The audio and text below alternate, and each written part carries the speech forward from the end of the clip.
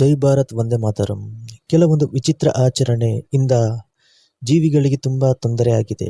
ಅಂತಹ ತೊಂದರೆ ಈಗ ಡೆನ್ಮಾರ್ಕ್ನ ಸ್ವಾಯತ್ತ ಪ್ರದೇಶವಾದ ಫ್ಯಾರೋ ದ್ವೀಪಗಳಲ್ಲಿ ನಡೆದಿದೆ. ಅದು ಏನು ವಿಚಿತ್ರ ಆಚರಣೆ ಅಂತ ನೋಡುವುದಾದರೆ, ಗ್ರಿಂಡಾಡ್ರಾಪ್ ಎಂದು ಇವರು ಆಚರಿಸುವಂತಹ ವಿಶಿಷ್ಟ ಆಚರಣೆ. ಇದು ಯಾವ ರೀತಿ ಅಂದರೆ, ಸಾಗರದಲ್ಲಿರುವ ತಿಮಿಂಗಿಲವನ್ನು ಬೇಟೆಯಾಡುವುದು. ಸುಮಾರು ಒಂದೇ ದಿನದಲ್ಲಿ 700ಕ್ಕೂ ಹೆಚ್ಚು ತಿಮಿಂಗಿಲಗಳನ್ನು ಮತ್ತು ಡಾಲ್ಫಿನ್ಗಳನ್ನು ಸಾಮೂಹಿಕವಾಗಿ ಹತ್ಯೆ ಮಾಡಲಾಗಿದೆ. ಇದೊಂದು ಅಂದಾಜಿನ ಪ್ರಕಾರದಲ್ಲಿ ಲೆಕ್ಕವಾಗಿದೆ, ಆದರೆ ಇದಕ್ಕಿಂತಲೂ ಹೆಚ್ಚು ಆ ಜೀವಿಗಳನ್ನು ಹತ್ಯೆ ಮಾಡಿರುವ ಸಾಧ್ಯತೆ ಇದೆ. ಮೋಟಾರ್ ದೋಣಿಗಳು ಗೊತ್ತುಪಡಿಸಿದ ಆಳವಿಲ್ಲದ ಕೊಲ್ಲಿಗಳಲ್ಲಿ ಗುಂಪುಗಳಾಗಿ ಹಿಂಡು ಮಾಡಿ ಅಲ್ಲಿ ಪ್ರಾಣಿಗಳನ್ನು ಮಾಂಸವನ್ನು ಕಡಲ ತೀರಕ್ಕೆ ತಂದು ಕೊಲ್ಲಲಾಗುತ್ತದೆ. ಇದು ಆ ಪ್ರದೇಶದಲ್ಲಿ ನಡೆಯುವಂತಹ ವಿಶಿಷ್ಟವಾದ ಆಚರಣೆಗಳು.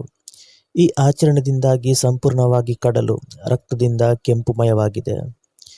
ಯಾವಾಗ ಇದು ಅಂತಾರಾಷ್ಟ್ರೀಯ ಮಟ್ಟದಲ್ಲಿ ಈ ಒಂದು ಸುದ್ದಿ ಹರಡಿತು, ಆವಾಗ ಜಾಗತಿಕ ಮಟ್ಟದಲ್ಲಿ ಪ್ರಾಣಿ ಹಕ್ಕುಗಳ ಕಾರ್ಯಕರ್ತರು ಈ ಘೋರ ಕೃತ್ಯದ ವಿರುದ್ಧ ತೀವ್ರ ಆಕ್ರೋಶ ವ್ಯಕ್ತಪಡಿಸಿದ್ದಾರೆ. ನೀವು ಅಂದ್ಕೊಂಡಿರಬಹುದು, ಅಲ್ಲಿನ ಸರ್ಕಾರಗಳು ಯಾಕೆ ಇದರ ವಿರುದ್ಧ ಕ್ರಮ ಕೈಗೊಳ್ಳುತ್ತಿಲ್ಲ ಎಂಬುದು. ಇಲ್ಲಿ ಒಂದು ಅಂಶ ಗಮನಿಸಬೇಕು. ಇದು ಪ್ರಾಚೀನಾದ್ಯಂತಹ ಬಂದಂತಹ ಒಂದು ಪದ್ಧತಿ.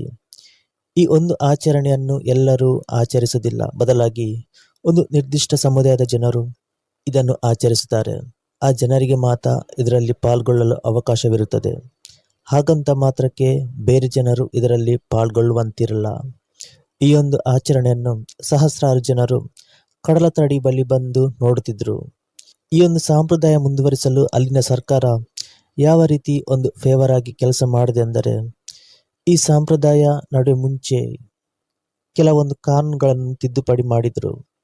ಹತ್ಯಾಕಾಂಡದ ಮುನ್ನ ದಿನವೇ ಫ್ಯಾರೋ ದ್ವೀಪವು ತನ್ನ ಪ್ರಾಣಿ ಕಲ್ಯಾಣ ಕಾಯ್ದೆಯನ್ನು ತರಾತುರಿಯಲ್ಲಿ ತಿದ್ದುಪಡಿ ಮಾಡಿದರು. ಇಲ್ಲಿ ಸರ್ಕಾರವೇ ಡೈರೆಕ್ಟ್ ಆಗಿ ಸಪೋರ್ಟ್ ಮಾಡಿದಂತಾಗಿದೆ. ಇದಕ್ಕಿಂತ ಮುಂಚೆ ಇದ್ದ ಕಾನೂನು ಏನೆಂದರೆ, ಡಾಲ್ಫಿನ್ ಆಗಲಿ ತಿಮಿಂಗಿಲ ಆಗಲಿ ಅದನ್ನು ಕೊಲ್ಲುವಂತಿಲ್ಲ. ಅದನ್ನು ಕೊಂದರೆ ಶಿಕ್ಷೆ ನೀಡಲು ಆಗುತ್ತಿತ್ತು. ಅತಿ ಹೆಚ್ಚಿನ ಪ್ರಮಾಣದಲ್ಲಿ ದಂಡವನ್ನು ಕೂಡ ವಿಧಿಸುತ್ತಿದ್ದರು. ಆದರೆ ಯಾವಾಗ ಈ ಆಚರಣೆ ನಡೆಯುವ ಸಮಯ ಬಂತು ಅಂದರೆ, ಜಸ್ಟ್ ಒಂದೆರಡು ದಿನಗಳ ಮುಂಚೆ ಆ ಕಾನೂನನ್ನೇ ತೆಗೆದುಹಾಕಿಬಿಟ್ರು. ಇಲ್ಲಿ ಇವರೇ ತಿಮಿಂಗಿಲ ಹಾಗೂ ಡಾಲ್ಫಿನ್ಗಳನ್ನು ಕೊಲ್ಲಲು ಲೈಸೆನ್ಸ್ ಕೊಟ್ಟಿದ್ದಂತಾಗಿದೆ.